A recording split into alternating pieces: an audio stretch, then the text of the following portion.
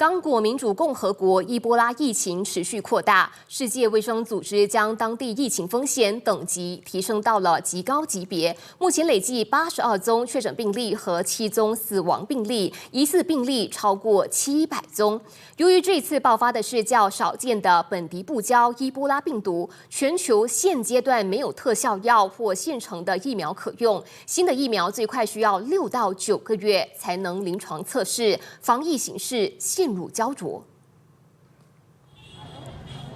世界卫生组织星期五公布刚果民主共和国的伊波拉疫情数据，当地累计82宗确诊病例和7宗死亡病例，另外有接近750宗疑似病例以及177宗疑似死亡病例，显示疫情可能比官方掌握情况更加严重。世卫组织总干事谭德赛表示，刚果境内疫情正在迅速扩散，为此世卫决定把刚果国内风险等级从高风险提升至极高风险，由于医护人员必须在治安不稳地区追踪感染者及密切接触者，疫情形势艰难。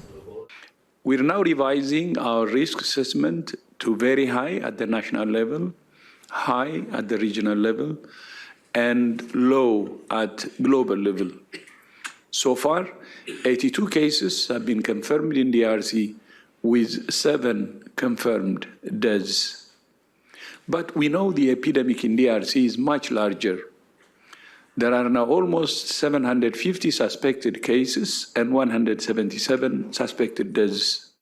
这波疫情由较少见的本迪布胶型伊波拉病毒引发，初期症状和疟疾或伤寒类似，病毒可能已经在社区悄悄传播了几个星期。防疫团队处于追赶疫情状态，在疫情核心地区伊图里省，已经有超过1400名密切接触者接受追踪检测。世卫组织强调，疫情发生地长期受到武装冲突影响，大批民众流离失所，加上部分社区对外来机构缺乏信任，进一步增加防疫难度。由于目前没有针对本迪布胶型病毒的正式疗法，世卫组织计划针对现有药物展开临床试验，包括2种单株抗体药物以及1种口服抗病毒药物，希望能降低高风险接触者的发病几率。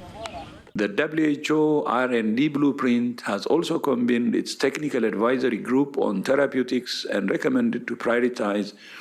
2 monoclonal antibodies to advance in clinical trials. In addition, the advisory group recommended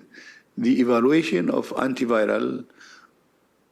obeldesivir in a clinical trial as post-exposure prophylaxis for people who are high-risk contacts.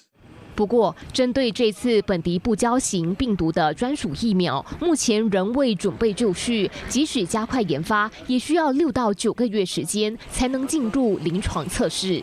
What is probably more promising is the fact that there is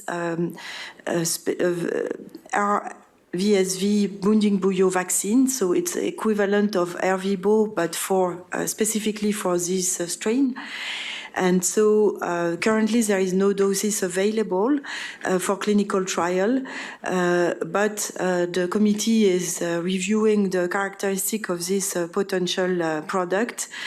And if this is prioritized, it's likely to take 6 to 9 months to have it ready for clinical trial. 伊波拉病毒通过体液直接接触传播，可导致严重出血及器官衰竭。有鉴于目前有多名医护人员已感染病毒，甚至死亡，前线人员正加强感染防控培训，包括正确洗手以及穿脱防护装备程序，以降低感染风险。世卫组织强调，虽然全球风险依然维持低水平，但刚果国内疫情扩散风险已经非常高，防疫行动刻不容缓。